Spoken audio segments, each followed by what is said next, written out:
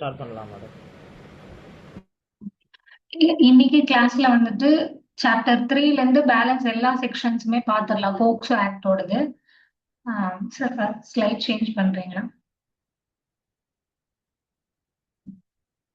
இன்னைக்கு கிளாஸ் வந்து என்னென்ன பார்க்க போறோம் அப்படின்னா, ஃபர்ஸ்ட் பார்னோகிராஃபிக் சைல்ட் பார்னோகிராஃபிக் பர்பஸ்க்காக சைல்ட வந்து யூஸ் பண்றாங்க அப்படின்னா அந்த அஃபென்ஸ், அதோட பனிஷ்மெண்ட்ஸ், அப்புறம் abetment of the offence attempt அது பார்க்க போறோம். அண்ட் தென் ரிப்போர்ட்டிங், மீடியா வந்துட்டு ரிப்போர்ட் பண்ணணும், ரிப்போர்ட் பண்ணலன்னா அவங்களுக்கான ஆப்ளிகேஷன்ஸ் என்னென்ன அப்படிங்கறதையும் பார்க்க போறோம். ஃபால்ஸ் கம்ப்ளைண்ட்ஸ் கொடுத்தா அதுக்கான பனிஷ்மெண்ட்ஸ் என்ன அதையும் பார்க்க போறோம். அண்ட் தென் ஸ்டேட்மெண்ட் வந்து எப்படி ரெக்கார்ட் பண்ணணும், மெடிக்கல் எக்ஸாமினேஷன்ஸ் பண்ணும்போது என்ன ப்ரொசீஜர்ஸ், அது எல்லாமே தான் இன்னைக்கு கிளாஸ்ல வந்துட்டு பார்க்க போறோம். ஸ்பெஷல் கோர்ட்ஸ் அண்ட் அதோட ட்ரையல் ப்ரொசீஜர்ஸ் எல்லாமே வந்துட்டு இன்னைக்கு கிளாஸ்ல நம்ம கவர் பண்ண போறோம். இன்னைக்கு கிளாஸோட ஸ்ட்ரக்சர் இப்படிதான் இருக்கும். Next slide sir. ஃபர்ஸ்ட் வந்து செக்ஷன் 13 பார்த்தோம் அப்படின்னா, ஒரு சைல்ட வந்துட்டு பார்னோகிராஃபிக் பர்பஸ்க்காக யூஸ் பண்றாங்க அப்படின்னா அது வந்துட்டு என்ன அப்படிங்கறத பார்க்க போறோம். ஃபர்ஸ்ட் வந்து ஒரு சைல்ட வந்து செக்ஷுவல் கிராட்டிபிகேஷனுக்காக யூஸ் பண்றாங்க. அது வந்துட்டு ஒரு பர்சனல் யூஸாவும் இருக்கலாம், இல்லாட்டி ஒரு கமர்ஷியல் எக்ஸ்பிளாய்டேஷனாவும் இருக்கலாம். ஃபார் எக்ஸாம்பிளுக்கு பார்த்தோம் அப்படின்னா, இப்போ எங்க பர்சனல் யூஸ்க்கு ஒரு பார்னோகிராஃபி பர்பஸ்க்காக ஒரு குழந்தைய நம்ம யூஸ் பண்றோம் அப்படின்னா அது வந்துட்டு அஃபென்ஸா அப்படின்ற ஒரு கொஸ்டின் ரைஸ் ஆகும். அதுக்கு நான் ஒரு எக்ஸாம்பிள் சொல்றேன். இப்போ ஃபார் எக்ஸாம்பிளுக்கு ஒரு 22 இயர் ஓல்டு ஒரு பர்சன் இருக்காங்கன்னு வச்சுக்கோங்க, மேபி கேர்ள் ஆர் பாய். அவங்க வந்துட்டு ஒரு மைனர் கூட ரொம்ப நாள் பேசிட்டு இருக்காங்கன்னு வச்சுக்கோங்க, கான்டாக்ட்ல இருக்காங்க. த்ரூ வீடியோ கால் மூலமா அந்த ஏங்கிற பர்சன் வந்துட்டு இன்அப்ரோப்ரியேட்டா நீங்க வந்துட்டு பாடி எக்ஸ்போஸ் பண்ற மாதிரி, அதாவது அவங்களோட செக்ஷுவல் ஆர்கன்ஸை வந்துட்டு எக்ஸ்போஸ் பண்ற மாதிரி போஸ்ட் போஸ்ட் பண்ண சொல்றாங்க அப்படின்னா அவங்களும் போஸ்ட் பண்றாங்க. அதை வந்துட்டு இவங்க வீடியோ கால்ல ரெக்கார்ட் பண்ணிக்கிறாங்க, ஸ்கிரீன் ரெக்கார்ட் பண்ணிக்கிறாங்கன்னு வச்சுக்கோங்க. அந்த ஸ்கிரீன் ரெக்கார்டை பண்ணி அவங்க எங்கேயுமே வந்துட்டு அவங்க அதை பப்ளிஷ் பண்ண போறதோ இல்ல ஷேர் பண்ண போறதோ கிடையாது. பட் அவங்களோட மொபைல் போன்லயே அவங்க ஸ்டோர் பண்ணி வச்சுக்கிறாங்க பிரைவேட்டா வியூ பண்றதுக்காக. சோ அது வந்துட்டு பர்சனல் யூஸ்ல வரும். அது அந்த மைனர் வந்துட்டு அதுல அந்த மைனர் சைல்டு இருக்காங்க இல்லையா, சோ அந்த மைனர் சைல்ட வந்துட்டு அவங்களோட செக்ஷுவல் ஆர்கன்ஸை ரெப்ரசென்ட் பண்ற மாதிரி போஸ்ட் பண்ண சொல்லி அதை பர்சனல் யூஸ்க்காக நம்ம வச்சுட்டு இருந்தாலுமே அதுவுமே வந்துட்டு அஃபென்ஸ் தான் அப்படின்னு சொல்றாங்க. யூசிங் சைல்ட் ஃபார் பார்னோகிராஃபிக் பர்பஸ்க்குள்ள வரும் அப்படின்னு சொல்றாங்க. அதை டிஸ்ட்ரிபியூட் ஆர் கமர்ஷியல் எக்ஸ்பிளாய்டேஷன் பண்ணாங்க அப்படின்னாலும் அதுவுமே வந்துட்டு அஃபென்ஸ் தான் அப்படின்னு சொல்றாங்க. இது வந்துட்டு இன் எனி ஃபார்ம்ல இருக்கலாம் அப்படின்னு சொல்றாங்க. ஃபார் எக்ஸாம்பிள் ஒரு ஆட் மூலமா வந்துட்டு இந்த மாதிரி சைல்ட பார்னோகிராஃபி பர்பஸ்க்கு யூஸ் பண்றது, இல்ல பிரிண்டட் ஃபார்மேட்ல அது மாதிரி யூஸ் பண்றது, எலக்ட்ரானிக் ஃபார்மேட் எல்லாமே வந்துட்டு எனி ஃபார்ம் ஆஃப் மீடியா அப்படின்னு சொல்றாங்க. அந்த சைல்டு இதுல அஃபென்ஸ் வந்து என்னென்ன அப்படின்னு பார்த்தோம்னா, அந்த குழந்தையோட செக்ஷுவல் ஆர்கன்ஸை ரெப்ரசென்ட் பண்ண வைக்கிறது, ஆர் செக்ஷுவல் ஆக்ட்ல வந்து என்கேஜ் பண்ண வைக்கிறது வித் ஆர் வித்தவுட் பெனட்ரேஷன். இதுக்கு ஒரு எக்ஸாம்பிள் சொல்றேன்.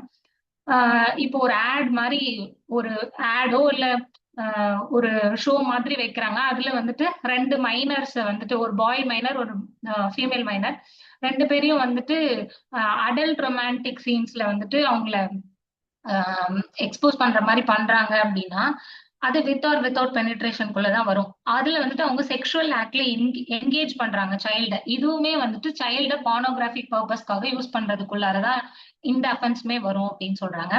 And then indecent or obscene representation of the child. ஒரு சைல்ட வந்து இன்டீசென்டா ரெப்ரசென்ட் பண்றாங்க அப்படின்னா அதுவுமே வந்துட்டு சைல்ட வந்துட்டு பார்னோகிராஃபிக் பர்பஸ்க்காக யூஸ் பண்றாங்க.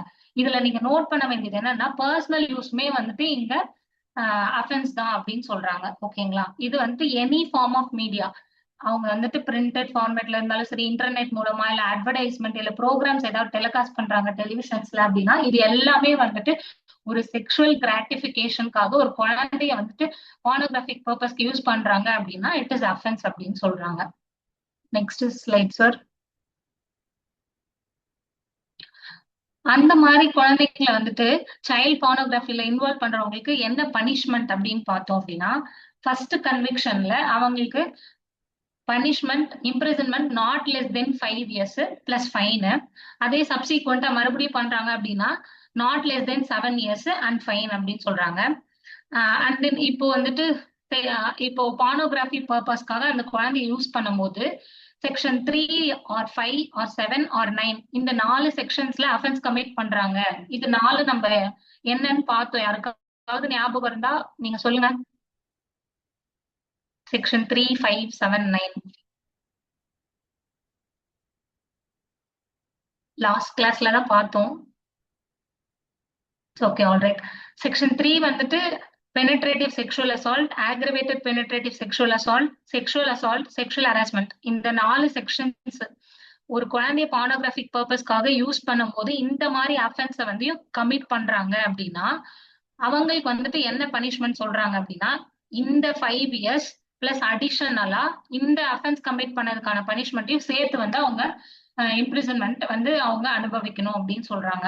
குமுலேட்டிவ் பனிஷ்மெண்ட், அதாவது இந்த பார்னோகிராஃபி பர்பஸ்க்காக யூஸ் பண்ணதுக்கான பனிஷ்மெண்ட்ஸ் அண்ட் தென் அந்த பர்டிகுலர் அஃபென்சஸ் கமிட் பண்ணதுக்கான பனிஷ்மெண்ட்ஸும் இன் அடிஷனா அவங்க வந்து கோ த்ரூ பண்ண வேண்டியதா இருக்கும் அப்படின்னு சொல்றாங்க. Sir next slide sir. Next section 16 பார்த்தோம் அப்படின்னா இப்போ பார்னோகிராஃபிக் மெட்டீரியல் இருக்கு இல்லையா, அதை வந்துட்டு ஸ்டோர் அவங்க வச்சிருக்காங்க, போன்ல ப்ராசஸ் பண்ணி வச்சிருக்காங்க, இல்ல டிரான்ஸ்மிட் பண்றதுக்காக அவங்க மொபைல்ல வச்சிருக்காங்க அப்படின்னா அது வந்துட்டு செக்ஷன் 15ல கவர் ஆகுது. அது அஃபென்ஸா இல்லையா, அது மாதிரி பண்ணா அவங்களுக்கு என்ன பனிஷ்மெண்ட்ஸ் அப்படிங்கிறது தான் செக்ஷன் 15 சொல்லுது. செக்ஷன் 15 சப் செக்ஷன் 1 என்ன அப்படின்னு பார்த்தோம்னா ஒரு பர்சன் வந்துட்டு ஸ்டோர் ஆர் ப்ரொசஸ் பண்ணி வச்சிருக்காங்க பார்னோகிராஃபிக் மெட்டீரியல், எனி ஃபார்மா இருக்கலாம், போன்ல இருக்கலாம், இல்ல இன்டர்நெட்ல, கிளவுட்ல, அப்படி இல்லைன்னா பிரிண்டட் ஃபார்மேட்ல வச்சிருக்கலாம். இந்த மாதிரி ஏதாவது ஒரு எனி மீடியம்ல அவங்க ஸ்டோர் பண்ணி ப்ரொசஸ் பண்ணி வச்சிருக்காங்க அப்படின்னா அதை வந்துட்டு டெலீட் பண்ணவும் மறுக்கிறாங்க. Fails to delete or destroy or report the same. ரிப்போர்ட்டும் பண்ணல, டெலீட்டும் பண்ணல, அதை டெஸ்ட்ராய் பண்றதுக்கும் அவங்க ட்ரை பண்ணல, பட் ஆனா ஸ்டோர் பண்ணி ப்ரொசஸ் பண்ணி வச்சிருக்காங்க. அவங்களோட இன்டென்ஷன் என்ன அங்க அப்படின்னு பார்த்தோம்னா அதை ஷேர் பண்ணணும், மற்றவங்களுக்கு ஷேர் பண்ணணும், டிரான்ஸ்மிட் பண்ணணும்ன்றது அவங்களோட இன்டென்ஷன். அந்த மாதிரி பட்சத்துல அவங்களுக்கு என்ன இம்ப்ரிசன்மெண்ட் கொடுக்குறாங்க அப்படின்னா fine not less then 5,000 rupees. சப்சிக்வெண்டா மறுபடியும் அவங்க அதே அஃபென்ஸ் பண்றாங்க அப்படின்னா fine not less then 10,000 rupees. இதுக்கு எக்ஸாம்பிள் சொல்லணும் அப்படின்னா இப்ப ஃபார் எக்ஸாம்பிளுக்கு ஒரு வாட்ஸ்அப்ல ஒரு சைல்ட் பார்னோகிராஃபிக் மெட்டீரியல் ஒரு பிக்சர் மாதிரி ஒண்ணு வருதுன்னு வச்சுக்கோங்க, அதை டவுன்லோட் பண்ணி போன்ல வச்சிருக்காங்க இவங்க பார்த்துட்டு ஒரு பர்சன். அதை வந்துட்டு அவங்க ரொம்ப சில மாசமா அந்த போட்டோ வந்துட்டு அவங்களோட மொபைல்ல இருக்கு. அதை அவங்க டெலீட்டும் பண்ணல, டெஸ்ட்ராயும் பண்ணல, ரிப்போர்ட்டும் பண்ணல சைபர் செல் கிட்ட. இந்த மாதிரி பார்னோகிராஃபிக் மெட்டீரியல் வந்துட்டு டிரான்ஸ்மிட் ஆயிட்டு இருக்குன்னு ரிப்போர்ட்டுமே பண்ணல, போன்லயே வச்சிருக்காங்க. அப்ப அவங்களோட இன்டென்ஷன் என்ன அப்படின்னா அதை வந்துட்டு ஃப்ரெண்ட்ஸ் யாருக்காவது ஷேர் பண்ணலாம், அந்த மாதிரி இன்டென்ஷனா இருக்கலாம், இல்ல பர்சனல் யூஸ்க்காக அவங்க வச்சிருக்கலாம். இந்த மாதிரி எல்லாம் போன்ல ஸ்டோர் பண்ணி வச்சிருந்தாலுமே இட் இஸ் அஃபென்ஸ் அப்படின்னு சொல்றாங்க.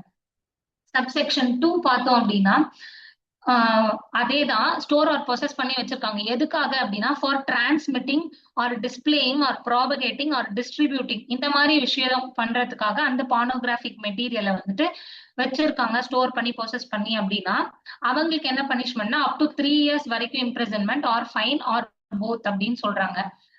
சப்போஸ் ரிப்போர்ட் பண்றதுக்காகவோ இல்ல கோர்ட்ல எவிடன்ஸா யூஸ் பண்றதுக்காக அதை வந்துட்டு ஸ்டோர் பண்ணி ப்ரொசஸ் பண்ணி வச்சிருந்தா அது வந்துட்டு அஃபென்ஸ் கிடையாது. அதர் தேன் தட் இந்த மாதிரி விஷயங்களுக்காக அவங்க ஸ்டோர் பண்ணி அப்படின்னு சொல்றாங்க.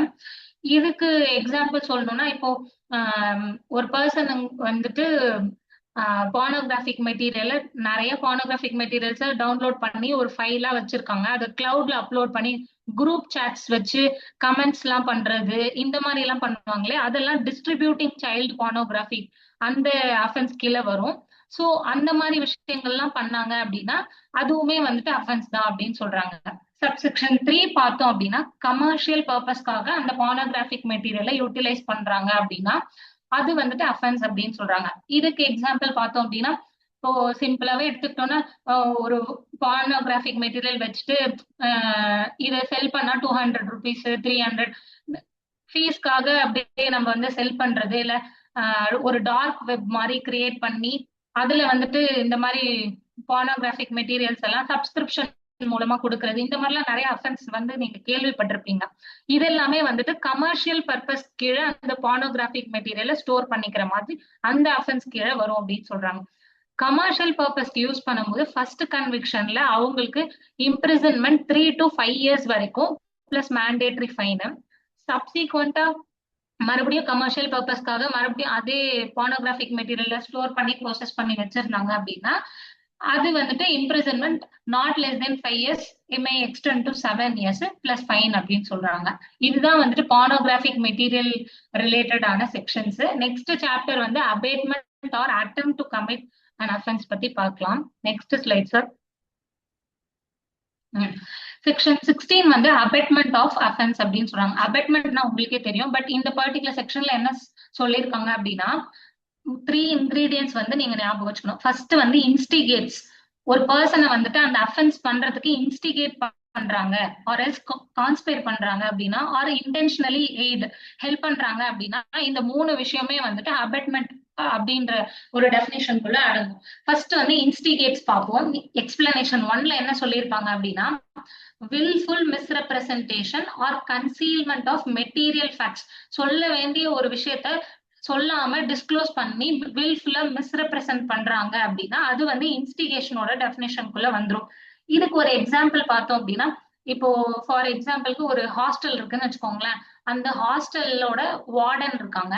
அது கேர்ள்ஸ் ஹாஸ்டல் வச்சுக்கோங்க. வார்டன் இருக்காங்க. அந்த வார்டனோட மெயின் மோட்டிவ் என்ன அப்படின்னா, அங்க இருக்கிற சில்ட்ரன்ஸை ப்ரொடெக்ட் பண்றது, சேஃபா பாத்துக்கிறது அவங்களோட மெயின் எய்ம். அங்க ஏதோ ஒரு சில்ட்ரனுக்குள்ள ஒரு ஒரு மைனர் கேர்ள் கூட ஏதோ கான்ஃபிளிக்ட் இருக்குன்னு வச்சுக்கோங்க. ரிவெஞ்ச் பண்ணும் அப்படின்றதுக்காக யாரோ ஒரு தேர்ட் பர்சன் வராங்க. அவங்க வந்துட்டு வெளியே வந்துட்டு எஜுகேஷனல் செமினார் என்னோட பிரைவேட் ஆஃபீஸ்ல நடக்குது, உங்க குழந்தைய அனுப்புங்க அப்படின்னு சொல்லி கேக்குறாங்கன்னு வச்சுக்கோங்களேன். இவங்களும் இதான் சான்ஸ் அப்படின்னு சொல்லிட்டு அந்த குழந்தையோட பேரண்ட்ஸ்க்கு கால் பண்ணி, நாங்க காலேஜை தான் கண்டக்ட் பண்றோம், சோ நீங்க அனுப்பி வைங்க அப்படின்னு சொல்றாங்க. அந்த குழந்தையும் போறாங்க. அப்போ அந்த இடத்துல வந்துட்டு ஒரு செக்ஷுவல் அசால்ட்டோ இல்ல இந்த போக்சோ ஆக்டுக்கு ஏதாவது ஒரு அஃபென்ஸ் வருது அப்படின்னா, அந்த லேடி வார்டன் இருக்காங்க இல்லையா, அவங்க வந்து இன்ஸ்டிகேட் பண்ணிருக்காங்க அப்படின்னு அர்த்தம்.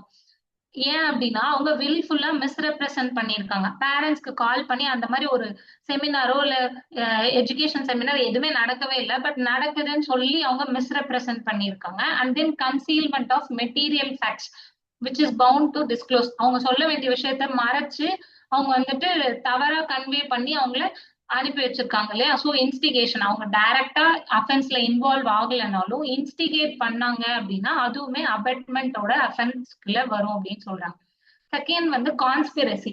கான்ஸ்பிரசினா அத 2-3 பேர் சேர்ந்து ஒரு ஒரு இல்லீகல் ஆக்ட் ஆர் ஒமிஷன் வந்து பண்றாங்க அப்படின்னா அது மூலமா அந்த அஃபென்ஸ் கமிட் ஆகுது அப்படின்னா அது வந்து கான்ஸ்பிரசி அப்படின்னு சொல்றாங்க. அண்ட் தென் இன்டென்ஷனலி எய்ட்ஸ், அதாவது அந்த அஃபென்ஸ் நடக்கிறப்பயோ இல்ல அதுக்கு முன்னாடியோ ஏதோ ஒரு அந்த அஃபென்ஸ் நடக்கிறதுக்கு ஒரு விஷயத்த செஞ்சு கொடுக்குறாங்க. ஃபார் எக்ஸாம்பிள் பார்த்தோம்னா, ஒரு பொண்ணை வந்து அப்டக்ட் பண்ணி கிட்னாப் பண்ணி அவங்க வந்துட்டு செக்ஷுவல் அஃபென்ஸ் பண்ணணும்னு இருக்காங்க. அதுக்கான வெஹிக்கிள்ஸ் அரேஞ்ச் பண்ணி கொடுக்குறாங்க அப்படின்னா அவங்களுமே அந்த அஃபென்ஸை பண்ண மாதிரி தான். இன்டென்ஷனலி எய்ட்ஸ் அப்படின்னு சொல்றாங்க. ஓகேங்களா, இதுவுமே வந்துட்டு அஃபென்ஸ்குள்ளதான் வரும் அப்படின்னு சொல்றாங்க. அந்த இன்டென்ஷனலி எய்ட்ஸ்ல என்னென்னலாம் இன்க்ளூட் ஆகும்னா, harbouring, receiving or transporting a child using force, threat, coercion, abduction, fraud, deception, abuse of power, இது எல்லாத்தையும் யூஸ் பண்ணி அவங்க வந்துட்டு ஒரு அந்த அஃபென்ஸ் கமிட் பண்றதுக்கு ஃபெசிலிட்டேட் பண்ணி கொடுக்குறாங்க அப்படின்னா அது வந்து இன்டென்ஷனலி எய்டிங் டு கமிட் தி அஃபென்ஸ்குள்ளார வரும். அந்த பர்சனுக்கு என்ன பனிஷ்மெண்ட்ஸ் பார்த்தோம் அப்படின்னா அது வந்துட்டு செக்ஷன் 17ல சொல்லியிருக்காங்க. Next slide sir. இதுல வந்து பனிஷ்மெண்ட் ஃபார் அபெட்மெண்ட் என்ன அப்படின்னு பார்த்தோம்னா, அந்த அஃபென்ஸ் வந்து கமிட் ஆனா என்ன பனிஷ்மெண்ட்டோ அதே பனிஷ்மெண்ட் தான் அந்த அஃபென்ஸை அபெட் பண்ணவங்களுக்கும் அதே பனிஷ்மெண்ட் தான் அப்படின்னு சொல்றாங்க. நெக்ஸ்ட் செக்ஷன் 18 பார்த்தோம் அப்படின்னா, அட்டெம்ப்ட் டு கமிட் அஃபென்ஸ்.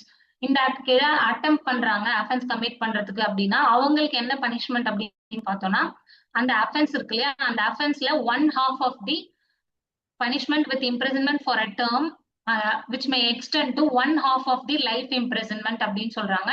அப்படி இல்லைன்னா or half of the longest term. இப்போ 8 years கொடுத்துருக்காங்க அப்படின்னா அதுல 4 years வந்துட்டு அவங்களுக்கு பனிஷ்மெண்ட்ஸ். இப்போ இம்ப்ரிசன்மெண்ட் ஃபார் அ டேர்ம் அப்படின்னா அவங்க எவ்வளவு வேணா கொடுக்கலாம். மேக்சிமம் லிமிட் என்ன அப்படின்னா 1/2 of the life imprisonment or fine or both அப்படின்னு சொல்றாங்க. இந்த இடத்துல லைஃப் இம்ப்ரிசன்மெண்ட்டை நம்ம எப்படி மீன் பண்ணிக்கணும் அப்படின்னா, செக்ஷன் 57 ஆஃப் ஐபிசில சொல்லியிருப்பாங்க இல்லையா, life imprisonment is equivalent to 20 years. இந்த 20 years தான் நம்ம இப்போ கால்குலேட் பண்ணிக்கணும் 1/2 ஆஃப் த லைஃப் இம்ப்ரிசன்மெண்ட். இந்த மாதிரி தான் வந்து கால்குலேட் பண்ணி attempt for committing offence under POCSO ஆக்டுக்கு பனிஷ்மெண்ட்ஸ் கொடுப்பாங்க. Next sections. இப்போ அஃபென்சஸ் எல்லாமே முடிஞ்சிச்சு, அதுக்கான பனிஷ்மெண்ட்ஸ் முடிஞ்சிச்சு. நெக்ஸ்ட் சாப்டர் பார்த்தோம் அப்படின்னா அந்த போக்சோ கேசஸ் எப்படி ரிப்போர்ட் பண்ணணும், அதுக்கான ப்ரொசீஜர்ஸ் என்னென்ன அப்படிங்கிறது தான் வந்துட்டு சாப்டர் 5. செக்ஷன் 19 பார்த்தோம்னா ரிப்போர்ட்டிங் ஆஃப் அஃபென்சஸ். அஃபென்ஸை ரிப்போர்ட் பண்றதை பத்தி சொல்லுவாங்க. இதுல யார் ஃபர்ஸ்ட் போய் இந்த அஃபென்ஸை ரிப்போர்ட் பண்ணலாம் அப்படின்னா எனி பர்சன், யார் வேணாலும் ரிப்போர்ட் பண்ணலாம். அதுல சைல்டுமே இன்க்ளூட் ஆவாங்க. அந்த எனி பர்சனுக்கு என்ன இருக்கணும் அப்படின்னா knowledge or apprehension that offence is likely to be or has been committed. அந்த அஃபென்ஸ் நடக்க போகுதுன்னு அவங்களுக்கு அப்ரஹென்ஷன் இருக்கணும். அப்படி இல்லைன்னா அந்த அஃபென்ஸ் நடந்திருக்கிறது அவங்களுக்கு தெரிஞ்சிருக்கணும், அதை பத்தின நாலேஜ் இருக்கணும். அவங்க வந்துட்டு ரிப்போர்ட் பண்ணணும். யார்கிட்ட ரிப்போர்ட் பண்ணுவாங்க அப்படின்னா ஸ்பெஷல் ஜுவினைல் போலீஸ் யூனிட். இது மாதிரி நம்ம இதுல இல்ல, வெல்ஃபேர் ஆஃபீஸர்னு இருப்பாங்க, அவங்க கிட்ட தான் ரிப்போர்ட் பண்ணுவாங்க. ஒரு லோக்கல் போலீஸ் கிட்ட வந்துட்டு அவங்க ரிப்போர்ட் பண்ணணும் அப்படின்னு சொல்றாங்க. ரிப்போர்ட் பண்ணதும் அவங்க என்ன பண்ணுவாங்க அப்படின்னா அந்த ரிப்போர்ட்க்கு ஒரு என்ட்ரி நம்பர் கொடுத்து அதை வந்து ரைட்டிங்ல ரெக்கார்ட் பண்ணி அதை படிச்சு காட்டுவாங்க. அந்த இன்ஃபர்மெண்ட்க்கு யார் ரிப்போர்ட் பண்ணாங்களோ அவங்களுக்கு ரீட் பண்ணி காட்டுவாங்க. அதுவே அந்த இன்ஃபர்மெண்ட் வந்து சைல்டா இருக்காங்க அப்படின்னா அவங்க சொல்ற சிம்பிள் லாங்குவேஜ்லயே தான் வந்துட்டு நம்ம ரெக்கார்ட் பண்ணணும் அப்படின்னு சொல்றாங்க. சிம்பிள், அந்த குழந்தை புரிஞ்சுக்கக்கூடிய லாங்குவேஜ்ல தான் நம்ம வந்துட்டு ரெக்கார்ட் பண்ணணும் அப்படின்னு சொல்றாங்க. அந்த குழந்தை என்ன சொல்றாங்களோ அதை அப்படியே தான் நம்ம ரெக்கார்ட் பண்ணிக்கணும்.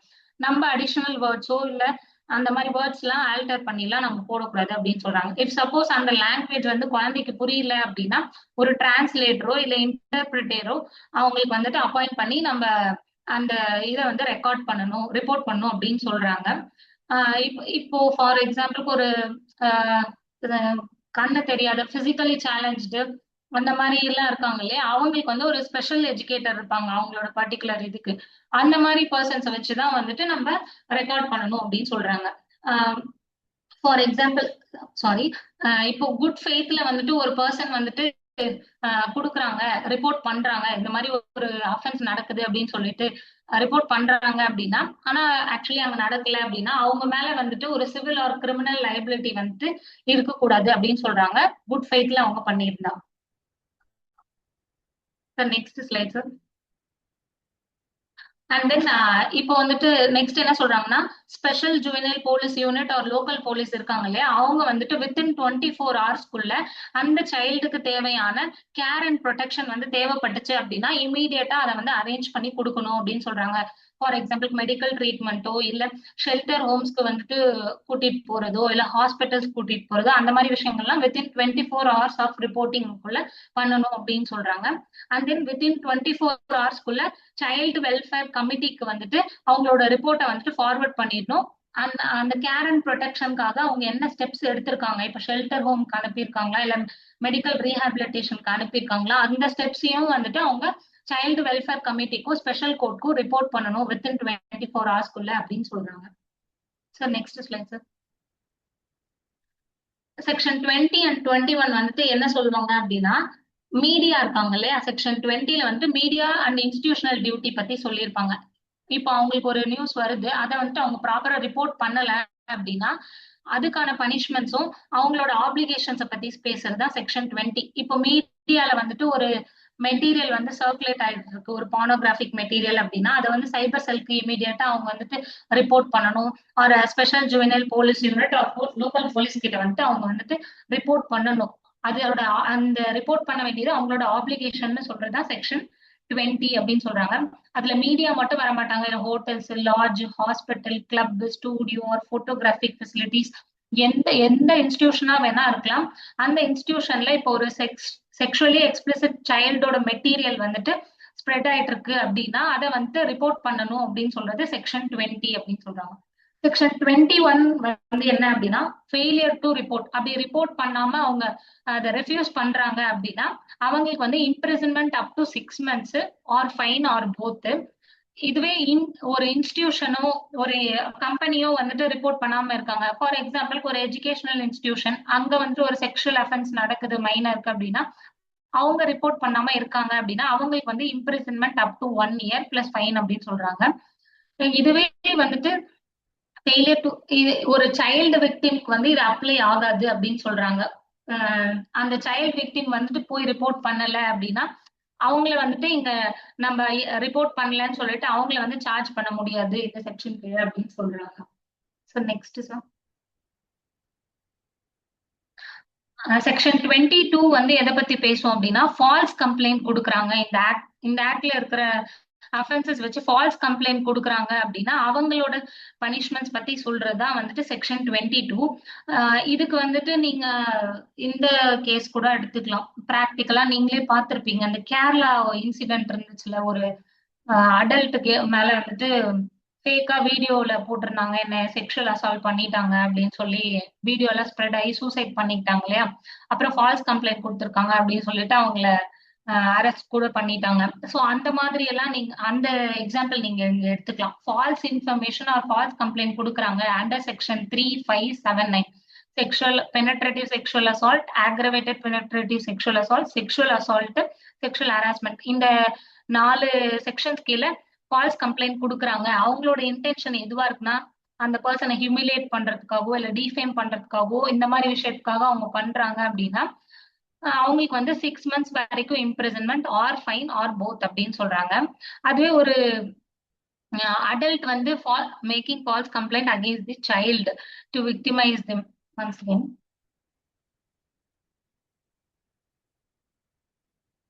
அதுவே வந்துட்டு ஒரு சைல்டு வந்துட்டு ஃபால்ஸ் கம்ப்ளைண்ட் கொடுக்குறாங்க அப்படின்னா அவங்களுக்கு வந்து எந்த பனிஷ்மெண்ட்டுமே கிடையாது அப்படின்னு சொல்றாங்க. அடல்ட் வந்து சைல்டுக்கு அகெயின்ஸ்டா வந்துட்டு ஒரு ஃபால்ஸ் கம்ப்ளைண்ட் கொடுக்குறாங்க அப்படின்னா அவங்களுக்கு வந்துட்டு 1 year வரைக்கும் imprisonment or fine or both அப்படின்னு சொல்றாங்க. இங்க வந்துட்டு ஃபால்ஸ் கம்ப்ளைண்ட் கொடுக்கறதே வந்துட்டு ஒரு சைல்டா இருந்துச்சுன்னா அவங்களுக்கு எந்த ஒரு பனிஷ்மெண்ட்ஸுமே கிடையாது. அதுதான் இங்க நோட் பண்ண வேண்டியது. நெக்ஸ்ட் செக்ஷன் சார், செக்ஷன் 23 பார்த்தோம் அப்படின்னா ப்ரொசீஜர் ஃபார் மீடியா. இப்போ வந்துட்டு மீடியா வந்துட்டு என்னென்ன ப்ரொசீஜர்ஸ் எல்லாம் ஃபாலோ பண்ணணும் அப்படின்னு சொல்றதா செக்ஷன் 23. ஒரு கம்ப்ளீட் அண்ட் ஆத்தன்டிக் இன்ஃபர்மேஷன், ஒரு ரிலையபிள் இன்ஃபர்மேஷன் இல்லாம எந்த ஒரு விஷயத்தையும் மீடியா வந்துட்டு ரிப்போர்ட் பண்ணக்கூடாது பப்ளிக் அப்படின்னு சொல்லியிருப்பாங்க.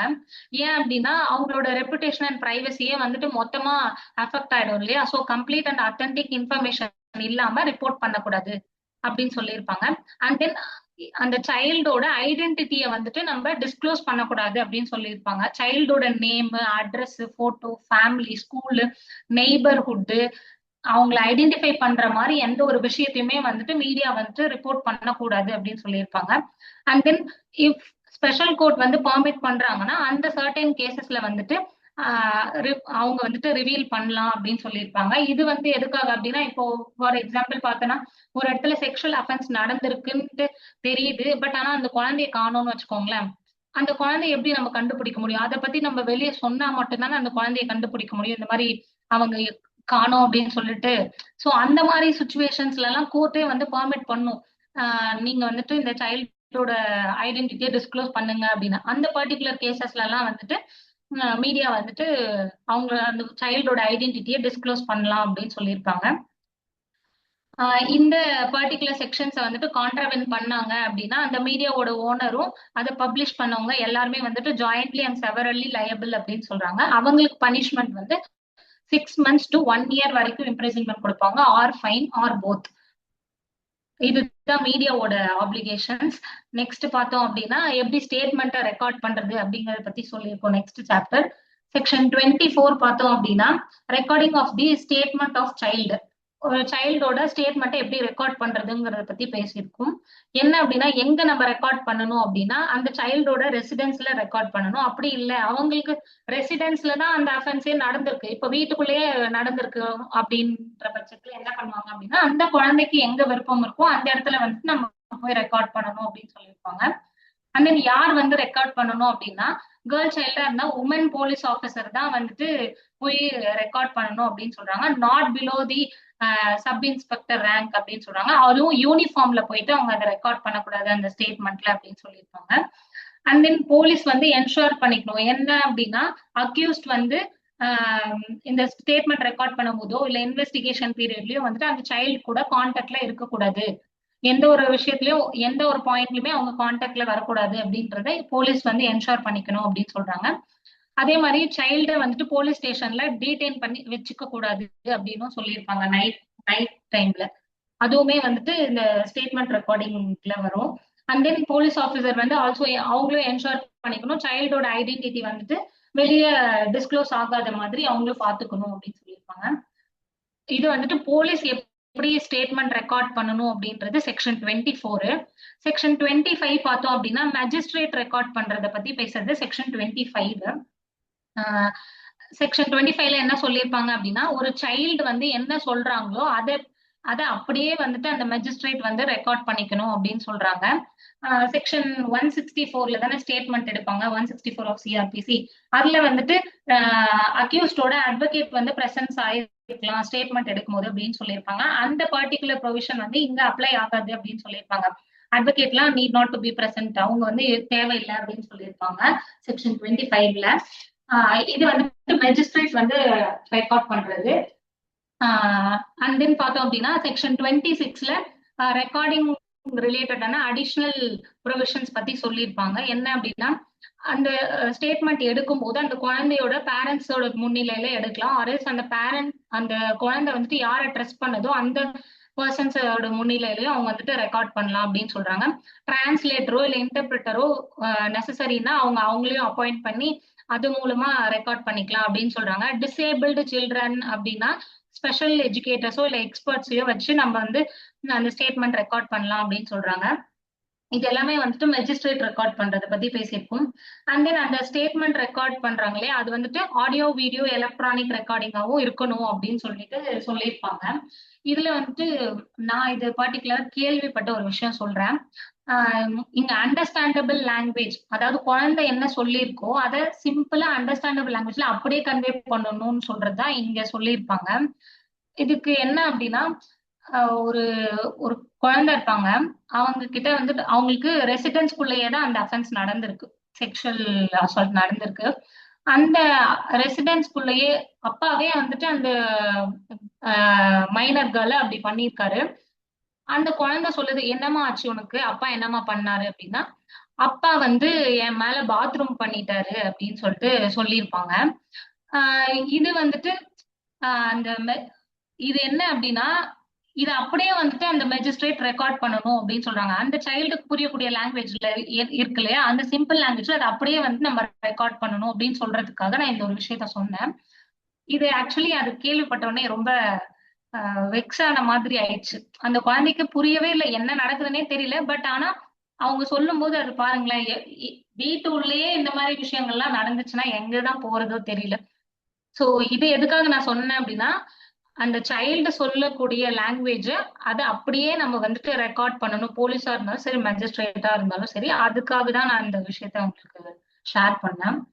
இதுதான் வந்துட்டு method of recording the statement by police and magistrate. Next slide போலாம் சார்.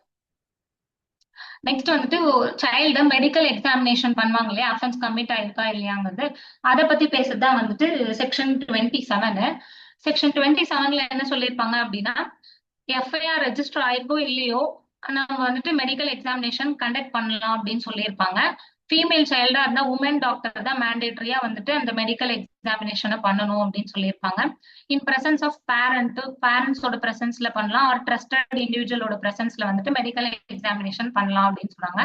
இஃப் சப்போஸ் அந்த பேரண்ட்ஸ் இல்லை அப்படின்னா அந்த மெடிக்கல் இன்ஸ்டிடியூஷன்ல அவங்க வந்து நாமினேட் பண்ற உமனோட பிரசன்ஸ்ல வந்துட்டு அவங்க மெடிக்கல் எக்ஸாமினேஷன் பண்ணலாம் அப்படின்னு வந்து சொல்லியிருப்பாங்க.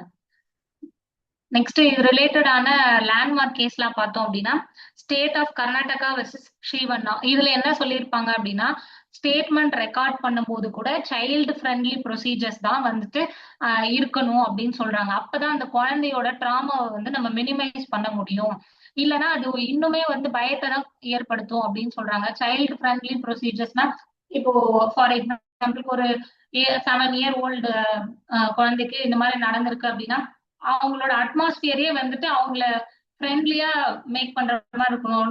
டிராயிங்ஸ் இல்ல பொம்மை அந்த மாதிரி நீங்களே பார்த்திருப்பீங்க, அந்த மாதிரி எல்லாம் வச்சு, இல்ல ஃப்ரெண்ட்ஸோட அவங்க ஃப்ரெண்ட்ஸோட பிரசன்ஸ்ல அந்த மாதிரி சைல்ட் ஃப்ரெண்ட்லி ப்ரொசீஜர்ஸை ஸ்ட்ரிக்டா வந்துட்டு ஃபாலோ பண்ணணும் அப்படின்னு சொல்லிதான் ஸ்டேட் ஆஃப் கர்நாடகா வெர்சஸ் ஸ்ரீவண்ணா. அதை ரெக்கார்டிங் ஸ்டேட்மெண்ட் ரெக்கார்ட் பண்ணும்போது கூட நம்ம அதை ஃபாலோ பண்ணணும்னு சொல்றதுதான் இந்த case. And then Alok Srivatsa versus union of India. இந்த கேஸ் நீங்க எல்லாருமே உங்களுக்கு எல்லாருக்குமே தெரிஞ்சிருக்க வாய்ப்பு இருக்கு. இது ஃபேமஸ் கேஸ் தான். இதுல என்ன சொல்லியிருப்பாங்க அப்படின்னா, ஸ்பெஷல் கோர்ட்ஸை வந்துட்டு நம்ம டெசிக்னேட் பண்றதே வந்துட்டு ஃபாஸ்டா கேஸை டிஸ்போஸ் பண்ணணும்ன்றது அப்படிங்கிறதுக்காக தான். ஸோ எந்த ஒரு ப்ரொசீஜரல் டிலேஸ்மே இல்லாம இமீடியட்டா அவங்களுக்கு மெடிக்கல் எக்ஸாமினேஷன் பண்றதோ இல்ல இன்வெஸ்டிகேஷன் பண்றதோ இல்ல 24 hours அவங்களுக்கு தேவையான கேர் அண்ட் ப்ரொடெக்ஷனை கொடுக்கறதோ வந்துட்டு ரொம்ப நெசசரி. அதை வந்துட்டு ஸ்ட்ரிக்டா ஃபாலோ பண்ணணும் அப்படின்னு சொன்னதுதான் இந்த பர்டிகுலர் கேஸ்ல. Next slide sir. Next special courts பத்தி பார்க்கலாம். அடுத்த சாப்டர் செக்ஷன் 28 பார்த்தோம் அப்படின்னா designation of special courts. Special courts designate பண்றதுதான் செக்ஷன் 28. யார் பண்ணுவா அப்படின்னு பார்த்தோம்னா ஸ்டேட் கவர்மெண்ட் வந்து சீஃப் ஜஸ்டிஸ் ஆஃப் ஹை கோர்ட்டோட கன்சல்டேஷன் படி செஷன்ஸ் கோர்ட்டை வந்துட்டு ஸ்பெஷல் கோர்ட்ஸா வந்துட்டு டெசிக்னேட் பண்ணுவாங்க ஈச் டிஸ்ட்ரிக்ட்ல. எதுக்காக அப்படின்னா ஸ்பீடி ட்ரையல் வந்து இருக்கணும் அப்படிங்கிறதுக்காக. அண்ட் தென் இதோட ஜூரிஸ்டிக்ஷன் பார்த்தோம் அப்படின்னா இந்த ஸ்பெஷல் கோர்ட், அதாவது கோர்ட் ஆஃப் செஷன் இருக்கு இல்லையா, அவங்க வந்துட்டு போக்சோ அஃபென்ஸையும் ட்ரை பண்ணுவாங்க அலாங் வித் லிங்க்டு. இப்போ ஐபிசி அஃபென்சஸும் நடந்திருக்கு அப்படின்னா ரெண்டுத்தையும் சேம் ட்ரையல்லே வந்துட்டு அவங்க கண்டக்ட் பண்ணுவாங்க அப்படின்னு சொல்லியிருப்பாங்க. அண்ட் தென் ஐடி ஆக்ட்ல 67B online child abuse or explicit media இருக்குல்ல, இதையும் சேர்த்து வந்து அவங்க சேம் ட்ரையல்லே வந்துட்டு நடத்தலாம் அப்படின்னு சொல்றதுதான் section 28. And then section 29 and 30 பார்த்தோம் அப்படின்னா ப்ரிசம்ப்ஷன்ஸ் ஆஃப் லா சொல்லியிருப்பாங்க. செக்ஷன் 29 பார்த்தோம் அப்படின்னா செக்ஷன் 3, 5, 7, 9 அதாவது penetrative sexual assault, aggravated penetrative sexual assault, sexual assault, sexual harassment, இந்த 4 அஃபென்ஸ் இருக்கு இல்லையா, இதுக்கு கீழே சார்ஜ் பண்றாங்க அப்படின்னாலே கோர்ட் வந்து ஆட்டோமேட்டிக்கா ஷால் ப்ரிசியூம் பண்ணிக்கும். என்ன அப்படின்னா அந்த அஃபென்ஸை வந்து அக்யூஸ்ட் கமிட் பண்ணிருக்காங்க அப்படின்னு சொல்லிட்டு அவங்க வந்துட்டு ஷால் ப்ரிசியூம் பண்ணிப்பாங்க அப்படின்னு சொல்லியிருப்பாங்க. ஆனா இதுக்கு ஒரு இது என்ன அப்படின்னா ப்ராசிக்யூஷன் வந்து அந்த பேசிக்கான ஃபேக்ட்ஸ் இருக்கு இல்லையா, அதை வந்து அவங்க ப்ரூவ் பண்ணாதான் வந்துட்டு கோர்ட் வந்து இதை ப்ரிசியூம் பண்ணிக்கும். செக்ஷன் 30 பார்த்தோம் அப்படின்னா ப்ரிசம்ப்ஷன் ஆஃப் கல்பபிள் மென்டல் ஸ்டேட் பத்தி பேசுறதுதான் வந்துட்டு செக்ஷன் 30. இதுல என்ன அப்படின்னு சொல்லியிருப்பாங்கன்னா, இதுக்கு நான் ஒரு எக்ஸாம்பிள் சொல்றேன் உங்களுக்கு ஈஸியா புரியும். இப்போ வந்துட்டு ஒரு கிரௌட்ல ஒரு பர்சன் இருக்காரு, ஃபுல்லா அங்க கிரௌடா இருக்கு. அப்ப வந்துட்டு ஒரு செக்ஷுவல் அசால்ட் நடந்துருது, ஒரு மைனர் கேர்ள் மேல ஒரு பர்சன் ஏங்கிற ஒரு பர்சன் வந்துட்டு செக்ஷுவல் அசால்ட் நடந்துருது. கோர்ட் வந்து ஆட்டோமேட்டிக்கா என்ன ப்ரிசியூம் பண்ணிக்கும், அவங்க மேல சார்ஜ் பண்றாங்க அப்படின்னா என்ன ப்ரிசியூம் பண்ணிக்கோன்னா இவன் பண்ணிருப்பான் அப்படின்னு சொல்லிதான் ப்ரிசியூம் பண்ணிப்போம். பட் ஆனா இந்த கல்பபிள் மென்டல் ஸ்டேட்ங்கிறது அதான் அவங்களே ப்ரிசியூம் பண்ணிப்பாங்க. பட் இங்க வந்துட்டு அந்த டிஃபென்ஸ் இருக்காங்க இல்லையா, அவங்க மேல அந்த பேர்டன் வந்துட்டு ஷிஃப்ட் ஆயிடும். அவங்க வந்துட்டு என்ன பண்ணுவாங்க, இல்ல பியாண்ட் ரீசனபிள் டவுட் அவங்க வந்துட்டு ப்ரூவ் பண்ணணும், எனக்கு வந்து அந்த இன்டென்ஷன் இல்ல, அது வந்து தற்செயலா நடந்தது அப்படின்னு சொல்லிட்டு அவங்க பியாண்ட் ரீசனபிள் டவுட் அவங்க ப்ரூவ் பண்ணிட்டாங்க அப்படின்னா இந்த ப்ரிசம்ப்ஷன் வந்து உடஞ்சிரும் அப்படின்னு சொல்றாங்க. இப்போ அவங்க எப்படி ப்ரூவ் பண்ணலாம் இந்த கிரௌட்ல வந்து நடந்தது அப்படின்னா, ஃபார் எக்ஸாம்பிளுக்கு இப்போ ஒரு சிசிடிவி இருந்திருக்கலாம் அங்க, அதை வச்சு அவங்க இன்டென்ஷனலா ஒரு தேர்ட் பர்சன் தள்ளி விட்டுதான் அந்த செக்ஷுவல் அசால்ட் நடந்திருக்கு, அந்த மாதிரி ஏதாவது ஒரு பியாண்ட் ரீசனபிள் டவுட் அவங்க வந்துட்டு அந்த ப்ரிசம்ப்ஷனை உடைக்கிறதுக்காக அந்த டிஃபென்ஸ் வந்து ப்ரூவ் பண்ணணும் அப்படின்னு சொல்றாங்க. இதுதான் வந்து presumption of culpable mental state. Sir next slide. Next இந்த ப்ரிசம்ப்ஷன் ரிலேட்டடா கேசஸ் பார்த்தோம் அப்படின்னா state of Bihar versus Raj Pallav Prasad. இதுல என்ன சொல்லியிருப்பாங்க அப்படின்னா இந்த ஸ்டாட்யூட்டரி ப்ரிசம்ப்ஷன்ஸ் இருக்கு இல்லையா, அது வந்துட்டு ஆட்டோமேட்டிக்கா கோர்ட் வந்துட்டு ஷால் ப்ரிசியூம் தான் பண்ணிக்கும். பட் ஆனா அந்த பர்டன் ஆஃப் ப்ரூஃப் வந்துட்டு அக்யூஸ்ட் மேல ஷிஃப்ட் ஆகி அவங்க வந்துட்டு அந்த ப்ரிசம்ப்ஷனை வந்துட்டு பிரேக் பண்ணிக்கலாம் அப்படின்னு சொல்லியிருப்பாங்க. இது பெயில் அப்ளிகேஷன் கிராண்ட் பண்ணும்போது இந்த ப்ரிசம்ப்ஷன்ஸ் பத்தி டிஸ்கஸ் பண்ணியிருப்பாங்க இந்த கேஸ்ல. Next Nitin versus state of Kerala, இதுலயும் வந்துட்டு அதே மாதிரி தான் சொல்லியிருப்பாங்க. ப்ரிசம்ப்ஷன் வந்து கோர்ட் ப்ரிசியூம் பண்ணிக்கும். பட் ஆனா அந்த பிரைமரி ஃபவுண்டேஷனல் ஃபேக்ட்ஸ் இருக்கு இல்லையா, அதை வந்துட்டு அவங்க ப்ராசிக்யூஷன் வந்து அதை வெளிப்படையா சொன்னா மட்டும்தான் வந்துட்டு அதை எஸ்டாப்ளிஷ் பண்ணணும். அவங்க வந்து எஸ்டாப்ளிஷ் பண்ணாதான் கோர்ட் வந்து ஷால் ப்ரிசியூம் பண்ணிக்கும் அப்படின்னு சொல்லியிருப்பாங்க இந்த பர்டிகுலர் கேஸ்ல. நெக்ஸ்ட் வந்துட்டு procedure of the special courts பார்க்கலாம், அவங்களோட பவர்ஸ் என்ன அதெல்லாம் பார்க்கலாம். Next slide sir. Section 31 and 32 இது எல்லாமே வந்துட்டு என்ன அப்படின்னா, செக்ஷன் 31 என்ன அப்படின்னா சிஆர்பிசி ப்ரொவிஷன்ஸ் வந்து இந்த ஸ்பெஷல் கோர்ட் ப்ரொசீடிங்ஸ்க்குமே அப்ளை ஆகும் அப்படின்னு சொல்லியிருப்பாங்க. அதுல பெயில் பாண்ட் ப்ரொசீஜர்ஸ்மே இதை அப்ளை ஆகும் அப்படின்னு சொல்லியிருப்பாங்க. இந்த ஸ்பெஷல் கோர்ட் வந்து deemed to be court of session சொல்லியிருப்பாங்க. செக்ஷன் 32 பார்த்தோம் அப்படின்னா ஸ்பெஷல் பப்ளிக் ப்ராசிக்யூட்டர்ஸ் பத்தி சொல்லியிருப்பாங்க. என்ன அப்படின்னா ஸ்டேட் கவர்மெண்ட் தான் வந்துட்டு எஸ்பிபியை அப்பாயிண்ட் பண்ணுவாங்க எவ்ரி ஸ்பெஷல் கோர்ட்ல. அவங்களுக்கு மினிமம் பிராக்டிஸ் வந்து 7 years இருக்கணும் அப்படின்னு சொல்லியிருப்பாங்க. இவங்க வந்துட்டு ஸ்பெஷல் பப்ளிக் ப்ராசிக்யூட்டர் வந்து deemed to be a public prosecutor under section 2U of CrPC அப்படின்னு சொல்லியிருப்பாங்க. இது அவ்வளவு நெசசரி கிடையாது. Next slides. செக்ஷன் 33 பார்க்கலாம். செக்ஷன் 33 என்ன சொல்லியிருப்பாங்க அப்படின்னா, ஸ்பெஷல் கோர்ட் வந்துட்டு ட்ரையலுக்கு முன்னாடியே வித்தவுட் கமிஷன் ஆஃப் ட்ரையல் வந்துட்டு காக்னிசன்ஸ் வந்து எடுத்துக்கலாம் அப்படின்னு சொல்லியிருப்பாங்க. ஜென்ரலா கோர்ட் ஆஃப் செஷன் வந்துட்டு நம்ம ஆஃப்டர் கமிட்டல் ப்ரொசீடிங்ஸ் தான் வந்துட்டு அவங்க காக்னிசன்ஸ் எடுப்பாங்க. பட் இங்க ட்ரையலுக்கு முன்னாடியே வந்துட்டு தே கேன் டேக் காக்னிசன்ஸ் அப்படின்னு சொல்லியிருப்பாங்க. அண்ட் தென் இந்த போக்சோ கேசஸ்ல சீஃப் கிராஸ் ஆர் ரீ எக்ஸாமினேஷன் ஏதாவது பண்றாங்க அப்படின்னா அது ரிலேட்டடான கொஸ்டின்ஸை பிஃபோராவே அந்த ஸ்பெஷல் கோர்ட் கிட்ட கம்யூனிகேட் பண்ணிட்டு அவங்க மூலியமா தான் வந்துட்டு சைல்ட் கிட்ட கம்யூனிகேட் பண்ணணும் அப்படின்னு சொல்லியிருப்பாங்க. இந்த மாதிரி ட்ரையல் பீரியட்லயும் சைல்டு ஃப்ரெண்ட்லி அட்மாஸ்பியர் இருக்கணும் அப்படின்னு சொல்லியிருப்பாங்க. அண்ட் தென் ஃப்ரீக்வெண்ட் பிரேக்ஸ் வந்துட்டு இஃப் நெசசரினா அவங்க கொடுக்கணும் அந்த ஸ்பெஷல் கோர்ட். அண்ட் தென் அந்த ஸ்பெஷல் கோர்ட்ஸ்ல வந்துட்டு அந்த சைல்டோட ஃபேமிலி ஆர் அந்த சைல்டு ட்ரெஸ் பண்ற பர்சன்ஸோட பிரசன்ஸ்ல நடக்கலாம் அப்படின்னு சொல்லியிருப்பாங்க.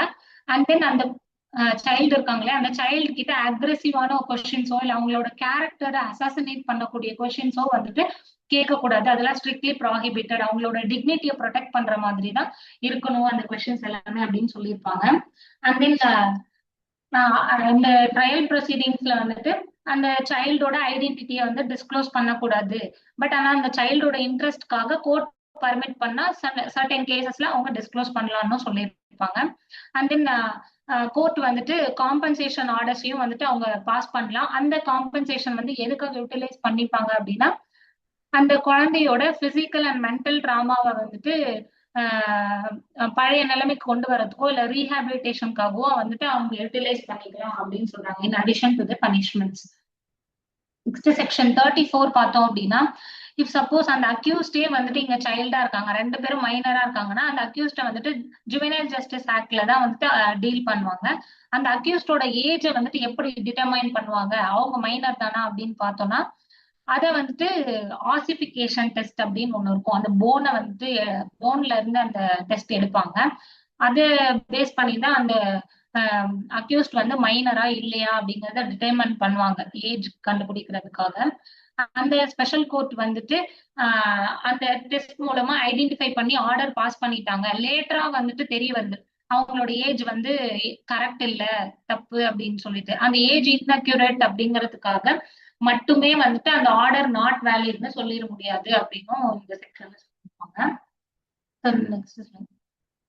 செக்ஷன் 35 பார்த்தோம் அப்படின்னா period for recording of evidence of the child and disposal of the case.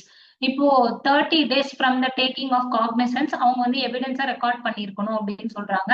1 year of taking cognizance trial வந்து கம்ப்ளீட் பண்ணியிருக்கணும் அப்படின்னு சொல்லியிருப்பாங்க.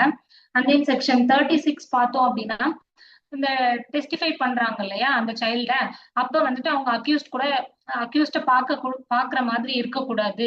அது வயா வீடியோ கான்பரன்சிங்கா இருக்கலாம், சிங்கிள் விசிபிலிட்டி மிரர்ஸா இருக்கலாம், ஆர் கர்டைன்ஸ் அந்த மாதிரி யூஸ் பண்ணி அவங்க வந்துட்டு அந்த டெஸ்டிமோனியை எடுத்துக்கலாம் அப்படின்னு சொல்லிட்டு செக்ஷன் 36ல சொல்லியிருப்பாங்க. மெயின் மோட்டிவ் என்னன்னா அக்யூஸ்டோட கான்டாக்ட்ல இருக்கக்கூடாது, அதுதான் செக்ஷன் 36. 37 பார்த்தோம் அப்படின்னா போக்சோ கேசஸ் எல்லாமே இன் கேமரா ப்ரொசீடிங்ஸ் தான் இருக்கணும் அப்படின்னு சொல்லியிருப்பாங்க.